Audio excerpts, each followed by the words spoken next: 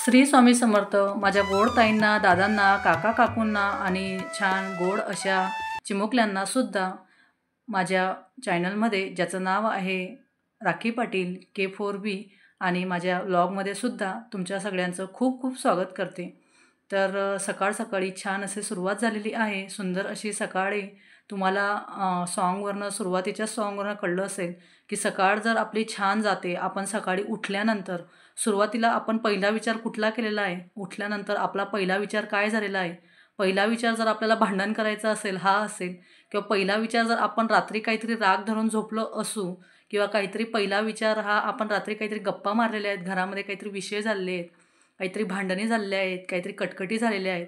प्रत्येक घरामध्ये असतं. नवरा बायकोंच्या भांडणी असतात, मुलांवरनं भांडणी होतात, किंवा मग कुठल्याही कारणावरनं फॅमिलीमध्ये वाद घालायला टाईम लागत नाही किंवा वाद घुसायला टाईम लागत नाही.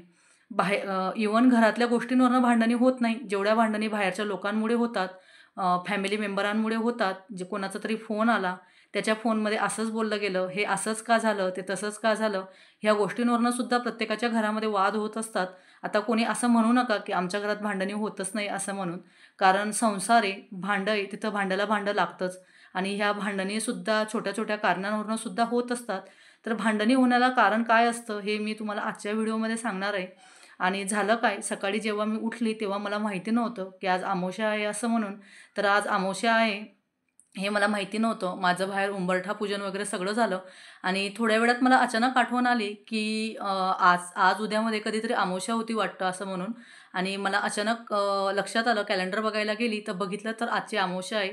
आणि मैत्रिणींनो, तुम्हाला एक गोष्ट मला आवर्जून सांगावंसं वाटतं की पहिल्या व्हिडिओमध्ये सुद्धा मी हेच सांगितलं आहे की माझे व्हिडिओ थोडेसे लेट येत आहेत असं म्हणून. हा व्हिडिओ माझा आहे अमावस्याच्या दिवसाचा. माझं व्हिडिओ लेट येण्याचं कारणसुद्धा मी याच्या पहिल्या व्हिडिओमध्ये सुद्धा सांगितलेलं आहे. मॉनिटायझेशनच्या काही कारणांमुळे माझे व्हिडिओ लेट झाले असं म्हणून. आता मी व्हिडिओ सगळे शूट करून ठेवलेले आहेत, परंतु त्रिशाची पण आता PT1 आहे, म्हणजे युनिट टेस्ट फर्स्ट आहे. जरी ती 4थला असली तरी पण आपल्याला अभ्यास हा घ्यावाच लागतो. आणि माझ्या बऱ्याचशा गोष्टी ह्या मध्ये म्हणजे त्रिशाच्या अभ्यासावर काही परिणाम नको व्हायला पाहिजे, म्हणून मग जास्त व्हिडिओ एडिटिंगकडे मी लक्ष देत नाही. माझे व्हिडिओ सगळे शूट झालेले आहेत, परंतु मी व्हिडिओ एडिटिंगला थोडंसं तिच्या अभ्यासामुळे कंटाळा करते किंवा वेळ मिळत नाही बनवायला, म्हणून हा व्हिडिओ माझा अमावस्याचा आहे. आणि याच्या अगोदरचे सुद्धा व्हिडिओ माझे असेच लेट लेट येत आहेत. अजून मला एकादशीची पूजा मी कशी केली, आषाढी एकादशीची पूजा, ते सुद्धा व्हिडिओ मी अजून टाकला नाही. पूजा तर खूप सुंदर झालेली आहे माझी. तर माझे असेच व्हिडिओ तुम्ही कंटिन्यू करत राहा. तर काय झालं, अमावस्येच्या दिवशी मी बघितलं नाही कॅलेंडरमध्ये की आज अमावस्या असं म्हणून. म्हणून मग मी तशी उंबरठा पूजन केलं नाही, रांगोळी वगैरे बाहेर काढली गेली, परंतु देवपूजा केली. त्याच्यानंतर मग माहीत पडल्यानंतर मग देवपूजा केली. देव वगैरे काही घासले नाही, कारण माझे देव ॲक्च्युली स्वच्छच होते. तर सगळं घरातलं आवरल्यानंतर आता अमावस्येच्या दिवशी मी कुठल्या कुठल्या गोष्टी करते हे मी तुम्हाला सांगते.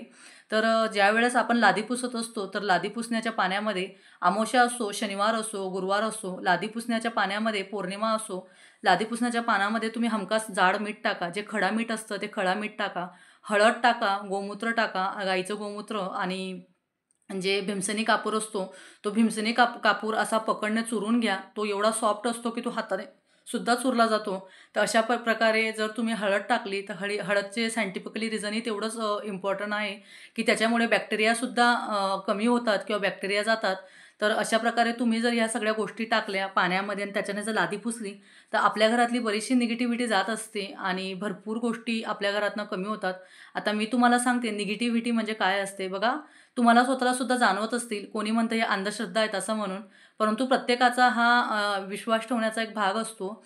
अंधश्रद्धा नसते, परंतु जशी आपल्याला आपण एक सुंदर साडी घातली, एक सुंदर ड्रेस घातला, लहान बाळ जन्माला आलं, प्रत्येकाला जसं निगेटिव्हिटीमुळे जसं त्याला काय म्हणतात दृष्ट लागत असते, तशी आपल्या वास्तूलासुद्धा दृष्ट लागत असते. एखादी व्यक्ती घरामध्ये आली आणि घरामधनं ती व्यक्ती जेव्हा बसली आणि ती गेल्यानंतर जेव्हा आपण एखादी गोष्ट ती व्यक्ती गेल्यानंतर बघा आपल्या घरामध्ये नवरा बायकोंमध्ये वाद होतात, थोड्या थोड्या कारणाने वाद होतात, किंवा ती व्यक्ती आपण एवढा अनुभवत असतो. ती व्यक्ती मला स्वतःला हा पर्सनली अनुभव आहे. जेव्हा आपण घरात ती व्यक्ती आली ना, तो माणूस गेल्यानंतर किंवा ती लेडीज गेल्यानंतर नवरा बायकोंचे भांडणी व्हायला सुरुवात होऊन जातात. तर जर आपण अमावस्येला, शनिवारी अशा काही गोष्टी केल्या ना, तर त्याच्यामुळे निगेटिव्हिटीसुद्धा कमी व्हायला मदत होते. त्यानंतर माझी पोछा वगैरे लादी पुसली गेली. त्या एका झाडावर, जास्वंदाच्या झाडावर रोग आलेला आहे, तर मग तो रोग कसा जायला पाहिजे, मला तर झाड खूप छान आहे, त्याला फुलं पण खूप मोठे मोठे येतात. म्हणून मग मी नविकाला घ्यायला गेली, तेव्हा मग मी त्याला नर्सरीमध्ये गेली मी. मला हे झाड आणायचं होतं, हे जे प्लांट असतं, तर ते प्लांट आणायचं असतं मला सॉरी. आणि त्यानंतर मी त्याच्याकडनं थोडं फर्टिलायझर वगैरे पण घेऊन आली. फोटो काढून घेऊन गेली होती त्या झाडाचा, जास्वंदाच्या झाडाचा. त्याला दाखवलं. त्याला पण काही एवढं व्यवस्थित कळलं नाही की तो रोग कशामुळे आला आहे असं म्हणून. तर मग त्याने मला हे 2 फर्टिलायझर दिले. तर मी हे घेऊन आली. आता बघू त्याच्यावर इफेक्ट किती होतो. आणि मला हे झाड भरपूर दिवसापासून आणायचं होतं, परंतु यांना झाडाची एवढी आवड नसल्यामुळे हे मला घेऊ देत नव्हते. तर त्यांनी त्या नर्सरीवाल्याकडनं त्याने दिवा पण दिला. मला हा दिवा पाहिजेच होता. मिळत नव्हता मला, पण त्याच्याकडनं मला हा दिवा मिळाला. तर मी हा दिवा पण घेऊन आली त्याच्याकडून. छान मनासारखं काम झालं. दोघी वस्तू मनासारख्या झाल्या. तर असो, झाडाचा विषय आपण बाजूला ठेवू. तर आज अमावास्या आहे.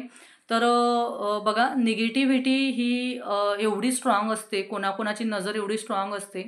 जर आपल्या वास्तूमध्ये आपल्याला जर वाटत असेल नवरा बायकोंमध्ये शांतता राहावी, आपली भरभराट व्हावी, घरामध्ये सुख समृद्धी नांदावी, तर अशा बारीक बारीक गोष्टी असतात. आपण वास्तुदोष म्हणतो की माझ्या घरामध्ये वास्तुदोष आहे, किंवा आपण ब्राह्मणाकडे जातो, ज्योतिषाकडे जातो, की मी असं कुठलं पूजा करू किंवा कुठली काय गोष्ट करू, की कुठलं पूजा देऊ की माझ्या घरातला वास्तुदोष कमी होईल असं म्हणून.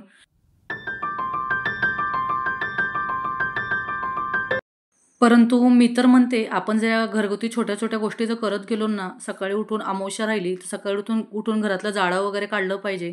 घरातलं जेवढं पण जाळं जळमटं असेल, कानाकोपऱ्यातलं असेल, बाहेरच्या मेन डोअरचं असेल, मेन डोअर नेहमी स्वच्छ असला पाहिजे. घरामध्ये कुठेही जाळं जळमटं नको पाहिजे, स्पायडरमॅनचे घरं नको पाहिजे. त्याच्यामुळे घरामध्ये स्मशानभूमी व्हायला टाईम लागत नाही आणि आपल्यालासुद्धा कळत नाही, की नवरा-बायकोंमध्ये छोट्या-छोट्या गोष्टींवरून वाद होत असतात, कटकटी होत असतात. लक्ष्मी बाहेर निघून अलक्ष्मीचा वास घरामध्ये होत असतो. आणि बघा, ज्यावेळेस घरामध्ये कटकटी किंवा भांडणे सुरू होत असतात ना, ज्यावेळेस आपले मिस्टर किंवा माणूस घरातला जो कर्ता पुरुष हा त्याच्या कामावर जात असताना त्याचंही मन लागत नाही, त्याचं काम करायलाही मन लागत नाही. त्यानंतर बाई पण घरामध्ये डिस्टर्ब असते आणि छोट्या-छोट्या गोष्टींवरून वाद जर होत गेले, तर ते वाद संपत नाही. ते खूपच जास्त टोकाला पोचतात आणि वाद व्हायला पाहिजे, घरामध्ये भांडणी व्हायला पाहिजे. मी म्हणत नाही की भांडणे नको व्हायला पाहिजे. भांडणे झाल्यामुळे एकमेकांचे विचार एकमेकांना कळतात, एकमेकांच्या अपेक्षा एकमेकांना कळतात. परंतु एवढेही वाद टोकाला नको जायला पाहिजे, की ते वादांचं काहीतरी रूपांतर वाईट गोष्टीमध्येच होईल असं म्हणून. तर काय असतं ना, भांडणी न होण्यासाठी ह्या गोष्टी कराव्या लागतात. ज्या की सकाळी जाळं जळमटं काढायचं, हे मीठ, हळद टाकून पाण्याने पुसायची लादी. देव जर खराब झाले असतील, काही घरांमध्ये देव तर एवढे खराब झालेले असतात, एवढे खराब झालेले असतात, तर बोलायचंच काम नाही. देवांची व्यवस्थित काळजी घेतली जात नाही. तुम्ही देव व्यवस्थित प्रकारे त्याला साफ करा, तुमचं देवघर साफ करा. त्यानंतर मग येते ती गोष्ट, जर तुम्ही सकाळी दोघी टाईम देवपूजा केली, देवाला दिवा लावला, अगरबत्ती वगैरे लावली, घरामध्ये काहीतरी धूप वगैरे जाळला, अमावास्येच्या दिवशी, पौर्णिमेच्या दिवशी, शनिवारी, सकाळ संध्याकाळ तुम्ही देवाच्या गाण्यांपासून सुरुवात करा. बघा, देवाचे गाणे, विष्णू सहस्रनाम, श्री सुक्तम ह्या गोष्टी जर आपण घरामध्ये लावल्या ना, तर घर एवढं पॉझिटिव्ह होऊन जातं ना. आता मी माझी गोष्ट सांगते. ज्यावेळेस हे ऑफिसमधनं येतात आणि हे नेहमी मला सांगतात, बाहेर स्टेअर्सवरनं हे जेव्हा येत असतात, लिफ्टचा यूज करत नाही आम्ही, स्टेअर्सवरनं जेव्हा हे येतात कॉरिडॉरमध्ये, नेहमी यांच्या तोंडातनं खूप दिवसांनी, जवळजवळ बऱ्याच दिवसांनी यांच्या तोंडातनं नेहमी एकच शब्द निघत असतो, की राखी, खरंच घरी आल्यानंतर पूर्ण थकवा निघून जातो. आपलं घर म्हणजे एक मंदिरच लागतं. इव्हन त्रिशासुद्धा एवढीशी 9 वर्षाची, परंतु जेव्हा खेळून आली आणि खेळून आल्यानंतर माझी देवपूजा झालेली असते संध्याकाळच्या वेळेस, त्यावेळेससुद्धा ती म्हणते, "मम्मा, आपल्या घर एवढं छान वाटतं ना, एवढं पॉझिटिव्ह वाटतं ना." मे बी माहिती नाही, माझासुद्धा स्वतःचा तोच प्रॉब्लेम आहे. मला त्रिशा खूप वेळेस म्हणते खेळून आल्यानंतर, "मम्मा, तुला असं होत नाही का? तुला बोर नाही होत का?" मी तुम्हाला माझ्या पहिल्या व्हिडिओमध्ये सुद्धा सांगितलं आहे, की "तुला बोर होत नाही का? की तू बाहेर जात नाही, दिवसभर घरातच असते. तुला वाटत नाही का बाहेर जावं?" असं म्हणून. तर मी खरंच सांगते, मला अजिबात बोर होत नाही. कारण ॲक्चुअली मला माझं घर सोडून जायची कुठे इच्छाच होत नाही. तर त्याच्यामुळे मला असं वाटत नाही की बाहेर जावं असं म्हणून. माझं घर हे एकच मंदिर आहे असं मला वाटत असतं. आणि संध्याकाळचा टाईम तर माझ्यासाठी खूप छान असतो घरामध्ये. मी दिवसभर दुपार झाली की संध्याकाळी बघत असते 4 वाजेपासून, की कधी संध्याकाळ होईल. कारण संध्याकाळ ही माझ्यासाठी खूप गोड अशी संध्याकाळ असते आणि खूप छान वाटत असतं संध्याकाळी. देवाचे गाणे घरामध्ये, अगरबत्ती, धूपचा वास, स्मेल म्हणजे सुगंध, दिवा, देवाला दिवा, या अशा भरपूर गोष्टी घरामध्ये चालत असतात. त्याच्यामुळे घर खूप छान मंदिर असं वाटत असतं. आणि खरंच आपलं घर हे मंदिर असलं पाहिजे आणि ते मंदिरासारखंच आपण ठेवलं पाहिजे, या गोष्टीशी मी सहमत आहे. तर अमावस्येच्या दिवशी मी अजून काय करते हे पण मी तुम्हाला सांगते. तर जर तुम्ही दोघी टाईम देवाला दिवा लावला आणि त्यानंतर तुम्ही कर्पूर होम पण केला. समजा तुमच्या घरामध्ये आता मला गरज नाही, की माझ्या घरामध्ये असे खूप वाद वगैरे पण असतात. प्रत्येकाच्या घरामध्ये पैशांवरनं आर्थिक तंगी असते, काही ना काही जॉबवरून असतात, प्रत्येक गोष्टीच्या वाट्या हिश्श्यावरनं भांडणी असतात. तर जर तुम्ही कर्पूर होम केला तर कर्पूर होमचा पण खूप जास्त फायदा होतो अमावस्येच्या दिवशी. त्यानंतर तुम्ही तुमचं कळसातलं पाणी बदलवलं पाहिजे. जर तुमच्या मुलाचा जर बघा माझी सकाळी रांगोळी काढली गेली होती. फक्त मी हळदीचं लेपन केलं नाही, तर तुम्ही हळदीचं लेपनसुद्धा केलं पाहिजे दरवाजावर. याचे खूप जास्त फायदे होत असतात हळदीचं लेपन वगैरे. कारण आपला प्रवेशद्वार हे आपल्या घराचं मुख असतं. आपल्या प्रवेशद्वार म्हणजे आपल्या घराचं जसं म्हणतात ना, की बाहेर काय चालू आहे, सॉरी आतमध्ये काय चालू आहे घरामध्ये हे बाहेरून कळत असतं आणि आतलं घर कसं आहे, आतल्या आतल्या घरामध्ये काय आहे, हे बाहेरून कळत असतं. त्याचप्रकारे मी अमावस्येच्या दिवशी नेहमी प्रत्येक पंधरवड्यामधनं या गोष्टी करत असते. अमावस्येच्या दिवशी तांदूळ घेते आणि जेव्हा आपण घरामध्ये एंट्री करतोय, घरामध्ये एंट्री करताना डाव्या साईडला आणि घरामधनं बाहेर जाताना उजव्या साईडला मी वाटी घेते. त्या वाटीमध्ये थोडेसे तांदूळ घेते, मूठभर तांदूळ, थोडे एकदम कमी पण नाही, मूठभर तांदूळ घेते. त्याच्यावर भीमसेनी कापूर ठेवते आणि तो भीमसेनी कापूर असा जाळवते अमावस्येच्या दिवशी.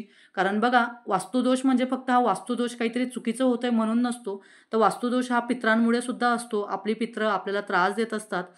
तर समोर वाटीसमोर बसून मग मी दरवाजासमोर घरातनं पितरांना मागणी घालत असते, की आमच्याकडून जर तुमची शांती होत नसेल, तुम्ही संतुष्ट होत नसणार, तर आम्हाला माफ करून द्या असं म्हणून पितरांना नमस्कार करत असते. त्यांना काही त्यांच्याशी हितगुज करत असते. म्हणजे पित्र शांत करत असते. जेणेकरून आपल्या घरातले लहान मुलं असतात, नवरा-बायकोच नाही, परंतु लहान मुलं पण हट्टीपणा करत असतात. भरपूर अशा गोष्टी असतात आपल्या घरामध्ये. पैशांची चणचण असते, तंगी असते, ज्या की आपल्याला कळत नसतात. तर अशा भरपूर गोष्टी असतात. मी अजून माझ्या पुढच्या अमावस्येच्या व्हिडिओमध्ये तुम्हाला नक्कीच सांगण्याचा प्रयत्न करेन. जर तुम्हाला माझा व्हिडिओ आवडला असेल, तर माझ्या व्हिडिओला नक्कीच लाईक, शेअर, सबस्क्राईब करा आणि असेच नवीन-नवीन व्हिडिओ माझे तुम्ही शेवटपर्यंत बघत राहा. माझा प्रत्येक व्हिडिओ तसाच इन्फॉर्मेटिव्ह असतो. त्याच्यामुळे तुम्ही व्हिडिओला नक्की लाईक करा. श्री स्वामी समर्थ. धन्यवाद.